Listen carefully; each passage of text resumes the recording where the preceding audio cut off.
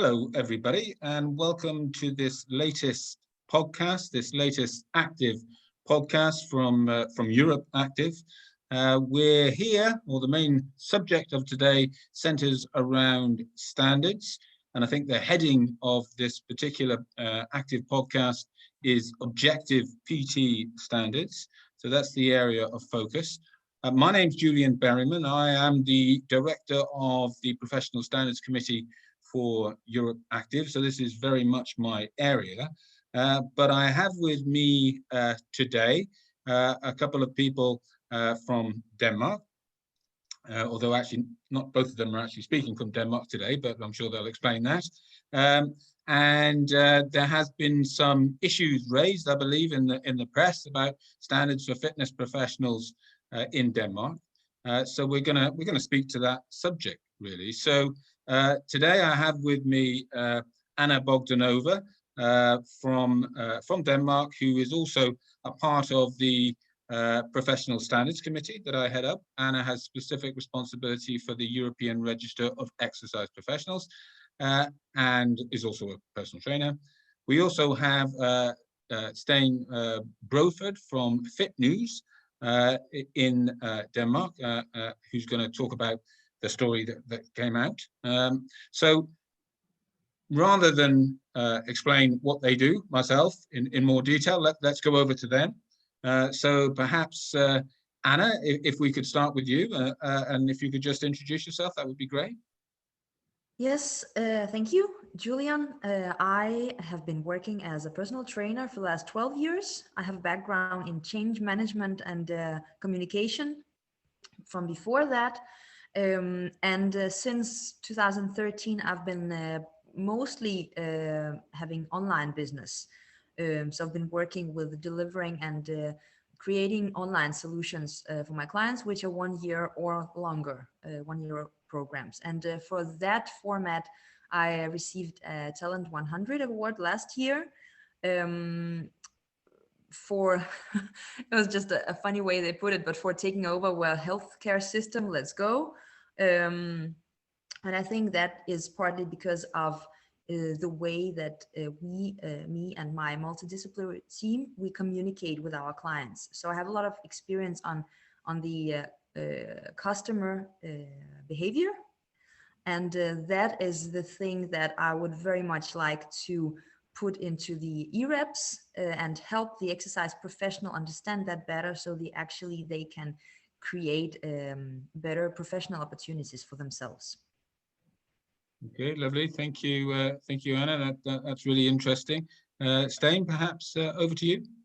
Yeah, I've been working within the Danish fitness market since the early 80s. And during the years, I've been involved in most corners of it. When I worked in advertising, I used to be responsible for the marketing for what back then was Denmark's biggest fitness operator. I have bought, operated, and sold a couple of gyms, arranged and promoted 8 Danish fitness expos, including the first one on Danish ground, as well as function as a business advisor and consultant for independent gyms and gym chains, which I still do. But first and foremost, I've been publishing magazines for the last 30 years.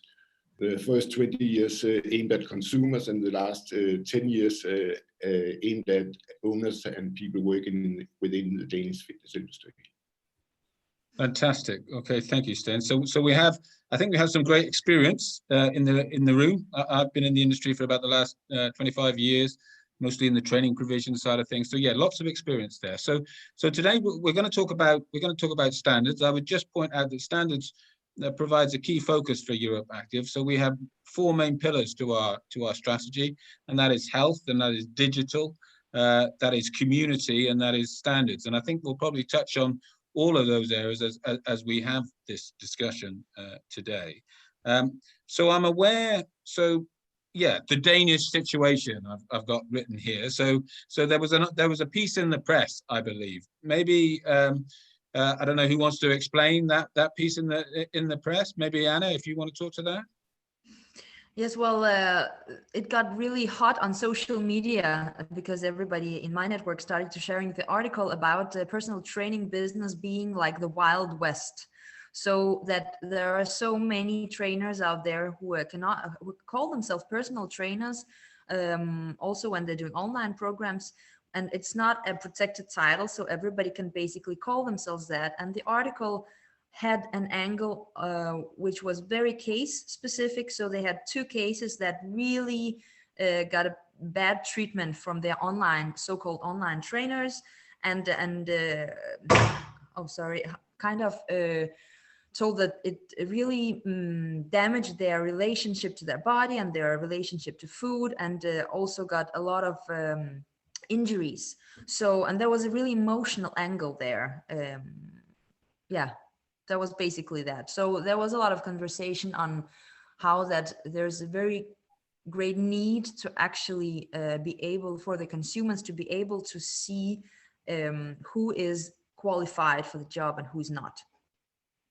Okay, and Steen, was that pretty much your view of the article? Yeah, that's spot on. And obviously got quite a profile in Denmark. Yeah, but I mean, if you see it from a consumer's point of view, it's unfortunately still very difficult to decode the qualifications from the people working in the industry. And generally speaking, the basic education for most Danish personal trainers are sufficient, but there is a problem concerning the balance between further education and the monetary reward. Because most PTs in Denmark are not independent operators.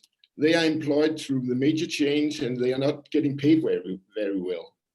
And since we in Denmark have a tradition for free general public education, and most educations in our industry are private in education, most personal trainers will simply not get any significantly monetary reward if they continue paying for further education out of their own pockets. So Anna, anything to say to that? I also think that maybe during the last 4 or 5 years, then there's been like a greater desire for getting rich online, for making passive income or something like that. So it's been really huge in Denmark. And I think that there are many people who actually thought, well, I'm interested in training and I can just do a food plan, or I can just make some exercises. And basically they have, the first thing, they've not experienced the physical way of working with people enough before going online. And on the other hand, there are very few people who really have understood that doing an online program is just, you cannot translate one-on-one to online just directly. You need to actually do something different in the communication, because you cannot touch people and you cannot show it to them. You need to actually get them to understand the movements, and also get another different, the coaching part of it is very difficult in written communication is much more difficult than the spoken word. And I mean, I just think that there are many people who saw the market opportunity and just jumped into that. And right now we are starting as an industry to find out, whoa, there is a huge gap in skills actually for being able to give the qualified service online. Okay, so there seem to be 2 points there that as we, through the COVID period, have had to take on, well, a lot of trainers have moved into that online space. There's maybe a lack of recognition that is a different environment, and there maybe are different skills involved in delivering in that with or through that medium, if you like. But also Steen seemed to be talking to the point that while many of the trainers in Denmark may have their initial certification and hopefully through an accredited EuropeActive training provider, that they're not maybe engaging in the ongoing learning that they should be in order to maintain their knowledge and to grow as an exercise professional. Is that the case? I think that, of course, there's personal trainers with sufficient entrepreneur skills who make a good living. But for most of the independent personal trainers, it is a major problem that fundamental business skills rarely are included in their basic education. they lack the sale and marketing skill they need to succeed. And unfortunately, there's a lot of people who doesn't have the training skills, but have the marketing skills, who is going into online coaching. And unfortunately, with a certain amount of success. That's interesting. So that is interesting, Anna, isn't it? That maybe the personal trainers out there who do have good skills and good qualifications, they don't necessarily, or perhaps they're lacking in some of those sales and those marketing skills, and therefore cannot cut out a presence for themselves online, whereas other people with the business and sales skills, but not necessarily with the technical PT skills, are sort of coming into their space. I think that the acceleration in the online way of doing things after COVID-19 has really been like a huge zoom into the qualifications needed to succeed online. This communication skills, people skills. So people who were really good at people skills and also marketing, but also kind of the influencer style, where you have some following and then they feel like they know you, so they trust you because you are relatable. They've got like a head start because they were already online and they knew how to connect with the public. And while all the personal trainers who are highly skilled and working with clients and having them in their hands, they're just like, whoa, we're left behind. And I know that the EREP survey that we made during this whole period shows that there are so many exercise professionals who are frustrated because they feel like they are skilled and they have to compete against the people who are not skilled. And now the competition just increased tenfold because it's like online, everybody's a trainer now, and they have to compete to somebody who is native online, and feel the frustration that the clients really cannot see the difference. So I think one thing we need to think is we need to really support our exercise professionals, and also as the industry be better to show the clients, the customers, the end users, what is the real value for them of having a qualified trainer, and what are consequences of not having a trainer with a certification. And I don't think that we've done that job great enough yet. So there is some room for improvement to getting in touch with the end users. Okay, yeah, I'm wondering how we achieve that, Anna. So we want to raise the profile of qualified fitness professionals with consumers in Denmark. So how do we do that? Steen or Anna, either? Yeah, from my point of view, I love the idea of an international register like Europe's, but if it has to have a major effect, there needs to be an increased consumer awareness around this. I mean, it's still way too difficult for the end users to decode the qualification of the people they actually pay to get to help them. Okay. And I think the way we can help exercise professionals is actually taking over some of the marketing skills and thinking more commercial. Like, okay, what is the message that we need to deliver, or we need the customers, the consumers to hear, so that it kind of gets, so that the exercise professionals can still be good at what they do and bettering their communication skills, but we kind of help them a little by branding their certifications better. Yes. By really showing the role models and what they can do, and maybe showing some case studies or something like that.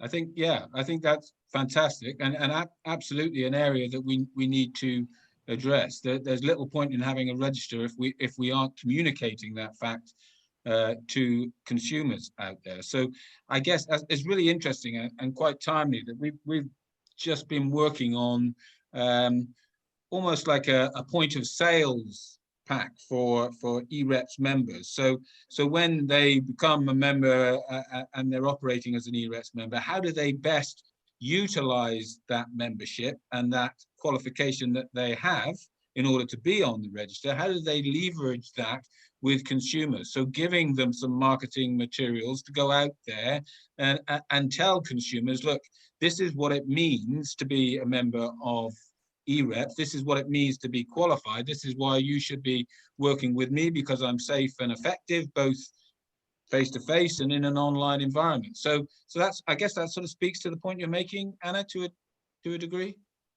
Yes, definitely. Or maybe thinking about how to use all our muscle to kind of build a platform that they can stand on and like have a huge, better impact in the media, and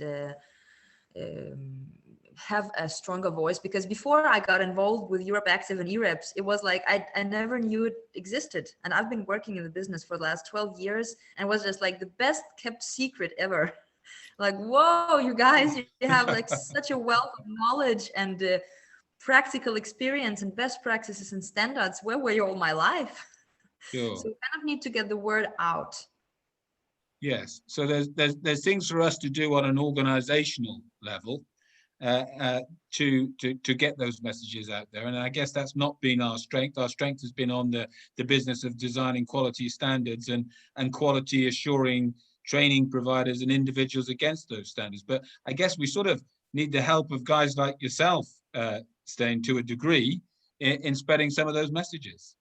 Yeah, but I think it is in everybody's interest, and of course we can use our influence when we communicate with the end users, and it's great that there is some kind of standard for the industry, but it's going to take a while. It's not something that's going to happen overnight. But I mean, I communicated the other day with a couple of guys who were starting a new online facilitating for personal trainers. And I spent a lot of time telling them that you need to grade the trainers you include on this platform, because from a consumer's point of view, you need to know who is actually taking care of my health. Yes. And of course, from their business point of view, it's just a matter of getting most trainers involved on their platform. But on long terms, it serves their interest and the industry's interest much better if they actually look out for the qualification of the people that they're gonna promote. And that's a responsibility we're all gonna embrace and try to communicate to the end users that there actually is standards. Yes. So, Anna? But there's also an interesting thing happening, because I think that if we're looking into the future where more and more trainers are going online and actually can start to create clients for themselves, and that it actually gives them more monetary reward than being in the gym, for example, at a training provider, then training providers need to rethink their role in this, because if they're not going to have as many members live, then they have to kind of get into the digital business. And I think that if they had a dialogue, if they got into the role of supporting the trainers with communication and marketing and the platform and surveys with end users and all this stuff that they can do like in bulk, then they will also be okay with so many personal trainers going digital, because they will it will be a synergy relationship. Otherwise, then personal trainers just like, okay, I'm going to go and make my own business, bye-bye, and then the training providers will kind of suffer at some point. So I do think that it could be very nice to join forces on actually finding out how the training providers can maybe play a different role of supporting the personal trainers and the instructors, so that they think that there is a need or the reason for them to stay and have the relationship with the training provider and still feel the freedom of working online with their clients. If that makes sense in any way. Yeah. So, well, when you say training provider, you mean if somebody's setting up a platform, as Steen just referred to, those guys who are providing an online service.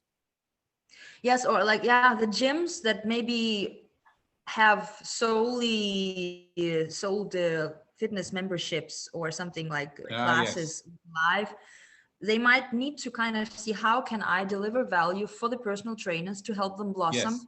in a different way. How can I support them in this wild west digital environment? Because then there will be a value proposition that is really hard for the personal trainers to resist, and then they will coexist in a really nice setting which will lift the standards of the industry, I think, rather than personal trainers like, okay, now I can earn money here and I'll try to do very best on my own, bye-bye. So and I think therein lies a sort of key route to the consumer, in the, you know, if the personal trainer is working in that situation, maybe working with an operator, providing online personal training, but being supported by that operator, that the operator or the employer, the gym, if you like, can actually start again to make EREPs better known, to leverage that name, to tell their clients that their trainers are part of the register and what the register means. So the individuals can talk about that, but also those operator organizations can also talk about that, again, raising the profile of EREPs. definitely. And I think that the training providers or the gyms, operators, they have a lot of resources in marketing and in consumer behavior, and they have data and stuff like that, so that the personal trainers can still focus on getting their lifelong learning and getting better, and maybe communicating in a different way online, so they get better in different ways and different formats of delivery. But they don't have to also think, oh my God, now I need to do marketing to actually try to compete with all those people who already are good at marketing because they've been in the online environment for years now. So yeah, I think that we do have resources. We just need to kind of organize ourselves a little differently, maybe. Okay, Steen, anything to add there? No, I'm not hands-on on personal training the same way that Anna is. So she knows much more on the daily basis on that. Yes. Okay. That's really interesting. Actually, it's a different way of approaching things. You know, we have been very much, I think, in the business of putting together standards and quality assuring those standards. But it's a very useful conversation for me to think about, yeah, that end user, the consumer, and how do we raise that profile? You know, clearly our personal trainers need some support in this, and that might be the operators that they're working with could give them support in terms of how they go about marketing themselves, etc. We have actually within our standards, within our PT standards, we have in the last couple of years introduced new units of education focused on that business aspect and that those sort of entrepreneurial skills a little bit more. So I hope that will help those individuals, whether they're independent or working with an operator. And I guess we need to continue to support those individuals, Anna, with, you know, those point of sale materials, those leveraging materials that I referred to, you know, how that can help them to market themselves. Definitely, and we're already taking steps in the direction of getting to help them get better at the people skills. That is even more important when you're not face to face with your clients. Then you need to really have a great people skills. So the podcast that we are preparing at EREPs about behavior change and how to be a change agent more than not just a personal trainer, but you actually need to kind of get into the realm of everyday life of the client and help support them through different situations and decision processes, which was an interesting topic we brought up at the international standard meetings. Yes, indeed. The role of personal trainer is changing and the role of training providers is changing, and our role should change as well, of the organization who can support the exercise professionals in thriving. Yes, I think, you know, at the ISM, we talked about that move to the increasingly digital environment. And indeed, we have designed now standards which specifically talk to the provision of online fitness services. So we've delivered standards that will support those individuals to go online. But what came out of the ISM, I think, Anna, was that those communication skills, those human skills, are going to be even more important as we move as we move forward. And I know that's an area of focus for you, and I know you're going to be doing your podcast series on that. I think that you basically, as an organization, have aimed at the people working in the industry. But if you want to make a difference with EUREPS, you have to think about the consumers, because if I look at personal training from a consumer's point of view, it is a jungle out there. And you could actually be the beacon that shows them the light, that tells them, here you can see the individual background on the people you're thinking about hiring. There's no such place now. I mean, how do you choose an online coach today? Personal recommendations, you might have heard about something, but there's no way you can do a background check. Sure. Well, I guess there is a way, Steen. It's just not, they don't appreciate that it's there because we haven't talked about it enough to those individuals. So they could obviously go and check membership of EUREPS and the profile of that individual. But Anna, any final point? I was just thinking that EUREPS should become what Trustpilot is for many people. Like when they need to check if somebody is legit and is qualified, then they go to Trustpilot. And so we need to kind of up the branding of the EUREPS, because that has to be something like people just turn to, like they turn to Google or somebody else. And that, of course, it will take time and it will take some work. But as Steen says, then as long as we focus on the customer, what do they need? What do they need to hear? What do they want? What's in it for them? Then we're starting to make steps in the right direction. Because the article that was shared, it was also shared by many fitness professionals in my colleagues, but not really so many of my clients. So it kind of just went over their heads, because they're just, okay, there is somebody fighting in the business, but I don't care. I need just to pick somebody who can help me and who understands me. Yes. So we do need to kind of get more to start speaking the language that the end consumer understands and feels, so more emotional stuff. Yeah, I think that's fantastic, and I'm very much listening.